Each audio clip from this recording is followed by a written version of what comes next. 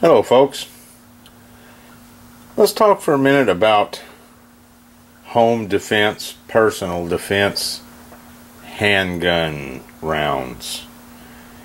The size of the handgun that you want to use to protect yourself and or your home. Maybe it's something you already have, maybe it's a purchase you're looking to make. Maybe you have many choices and you want to make the right one for yourself. Well, I can't tell you what you need for home defense. That's up to you. My advice is to get with some people you know, go to the local range, shoot some different caliber guns, and see what you're comfortable with. It's kind of a catch-22. You want low recoil, but you want knockdown power. You got to give and take a little bit. Let's start off with the 22, the lowly rimfire 22. This is a 22 long rifle. It's about a 40 grain projectile, a bullet. A 22 is a formidable intruder repellent. It may take 2 or 3 rounds to really get the point across, directed at the right spot, but it'll do the job. They're pretty accurate at long ranges in a rifle. In a handgun, up close, they're more than capable of doing the job. You know, these rounds are small. If you had to take off, bug out through the woods, what have you, you could stuff a lot of rounds of 22 in your pocket or in a pouch or whatever. So you could carry a lot of ammo and be pretty effective with it if you were practiced up. Alright, the next I've got is the 38 Special. It's a revolver. Not many moving parts to jam up or anything. The 38 and the 357 are some pretty popular home defense, personal defense revolvers. I'm not a big revolver fan myself, but there's nothing at all wrong with them. They get the job done. That's a 140 grain bullet. That's a match bullet, so it looks a little funny. But it's more than big enough to get the job done. It's what the local law enforcement everywhere carried for years and years and years. 38 has been around a long time.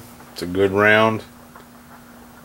Put 6 of them in your revolver and lay it by your nightstand. You've got protection for who knows how long. Next is the 9mm auto.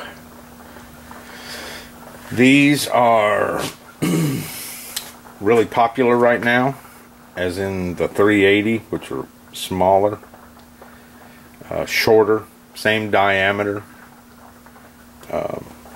These will get the job done as well.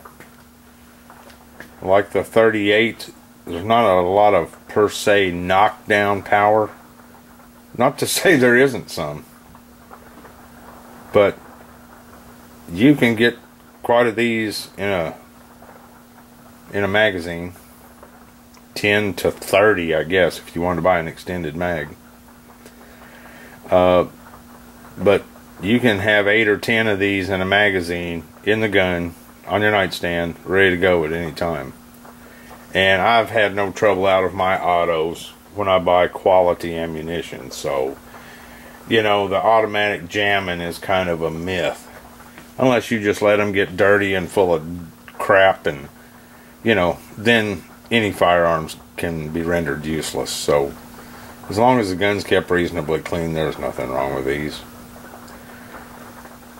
And then we have the 45 ACP, 45 Auto.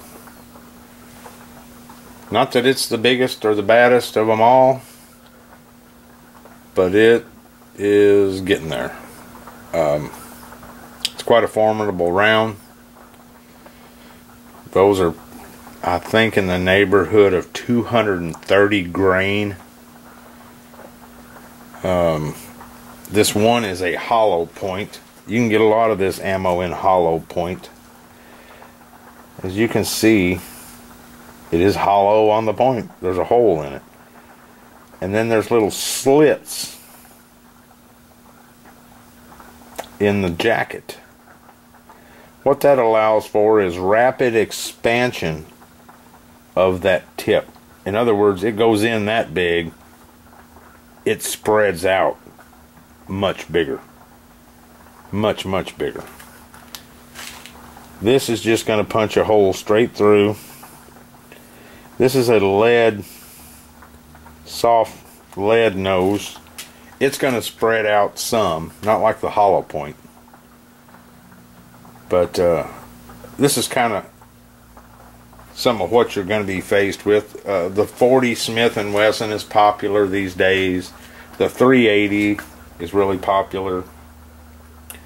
The 45 ACP has a pretty good recoil. Probably not a good choice for a small framed woman or man. The 9mm, just about anybody can handle.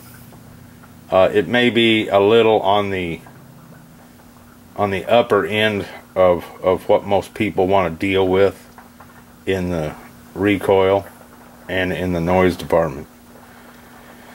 The 38 is pretty comparable to the 9 in recoil and noise and such. Can easily be dealt with, but some people may not care for it. Of course, the 22 is something just about anybody can deal with. And if that's what it comes down to, it beats the heck out of a can of mace. Not that mace can't be a deterrent as well. You may want to use mace first and then resort to one of these if an attacker or a intruder is present. These are just some of what's available these days. Really, I would highly suggest getting out, shooting some, seeing what you can deal with. Get the biggest you can deal with without being scared of it, and handle it well. It'll do you right. Hopefully you'll never have to use it, but it's better to be prepared for these situations than to wish that you were. Folks, please keep coming back. Give us a visit. We thank you.